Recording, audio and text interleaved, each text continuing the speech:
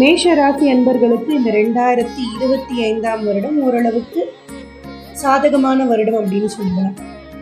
இந்த 2025ஆம் வருடத்துல தான் 7.5 சனி தொடங்க ஆரம்பிக்குது. விரய சனியாக வரப்போறார். எப்படி நமக்கு சாதகமாக இருக்கும் அப்படின்னு யோசிச்சிங்கன்னா, சனியினுடைய அமர்வு சாதகமாக இல்லை அப்படின்னாலும் குருவினுடைய பார்வை இந்த வருடத்தின் மே மாதத்திற்கு பிறகு உங்களுக்கு சாதகமாக அமையப்போகுது.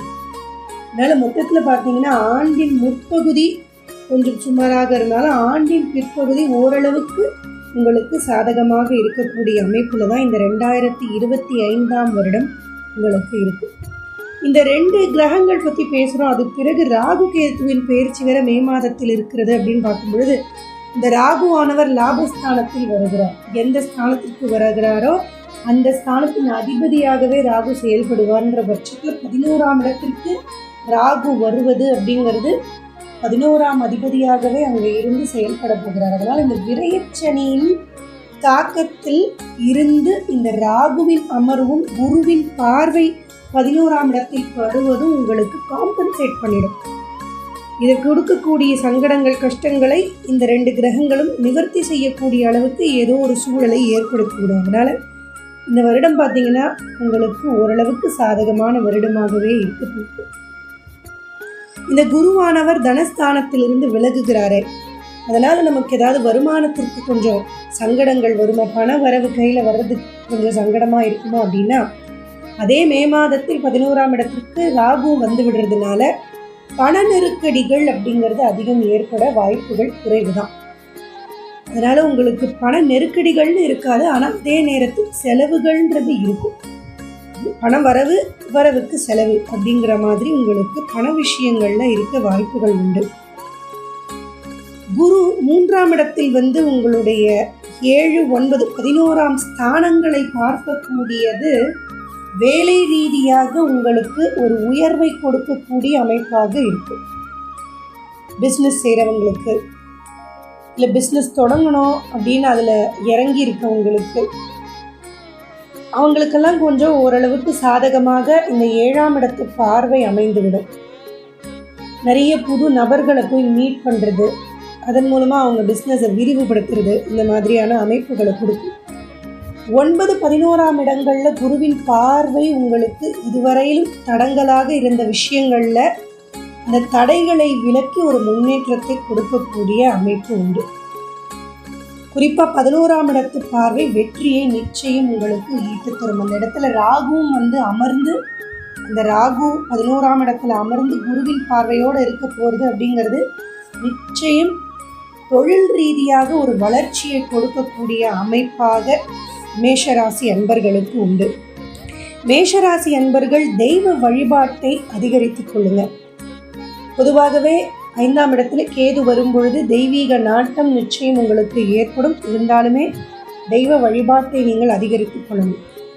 9ஆம் அதிபதி தன்னுடைய வீட்டை தானே பார்வையிட்டு 9ஆம் இடத்தை பலப்படுத்தினாலும் சனியினுடைய பார்வையும் 9ஆம் இடத்தில் விழுகிறது. அதனால் பாக்கியஸ்தானத்தில் சனியின் பார்வை அவ்வப்போது சில தடைகளை உங்களுடைய முயற்சிகளில் ஏற்படுத்தலாம். தந்தை வழியில் சில எதிர்பார்ப்பை பூர்த்தி செய்ய விடாமல் பண்ணலாம். இல்லை தந்தையுடைய உடல் ஆரோக்கியத்தில் பாதிப்புகளை ஏற்படுத்தலாம். அதனால் இந்த தெய்வ வழிபாடு அப்படிங்கிறது உங்களுக்கு எப்பொழுதும் ஒரு அனுகூலமாக இருக்கிறதுக்கு வாய்ப்பு உண்டு. 5ஆம் இடத்தில் கேதுவும் இந்த 9ஆம் இடத்தில் சனியின் பார்வையினால் ஏற்படக்கூடிய தடைகளை தெய்வ வழிபாடு உங்களுக்கு நிவர்த்தி செய்வதனால விடாமல் தெய்வ வழிபாடை, குலதெய்வ வழிபாடை நீங்கள் மேற்கொள்ள வேண்டியது அவசியம்.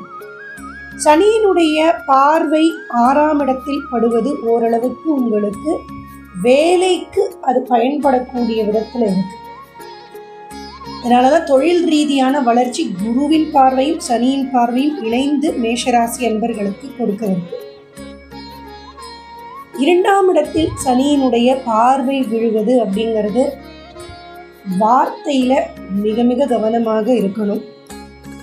தேவையற்ற வார்த்தைகளை பிரயோகப்படுத்துவதை குறைச்சி கொள்ளணும். முடிந்த வரையிலும் பேசுவதை குறைத்து கொள்ளணும். தேவைன்னா மட்டும் பேசுவது, தேவைன்ற வார்த்தைகளை மட்டும் பிரயோகப்படுத்துவது அப்படிங்கிறது கவனமாக வைத்துக்கொண்டு செய்ய வேண்டியது அவசியம். குடும்பஸ்தானத்தில் சனியின் பார்வை இல்லத்தில் அவ்வப்போது சில சங்கடங்களையும் மனக்கசப்புகளையும் உருவாக்க வாய்ப்புகள் உண்டு.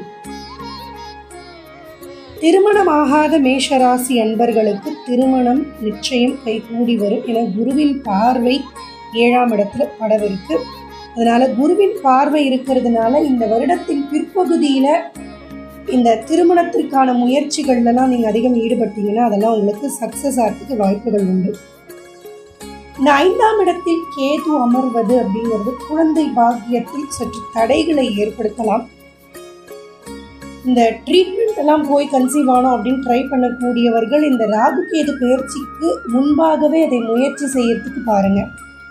இந்த 5ஆம் இடத்தில் கேது வரும் பொழுது இந்த குழந்தை பாக்கியத்திற்கு சற்று தடைகளை ஏற்படுத்த வாய்ப்புகள் உண்டு.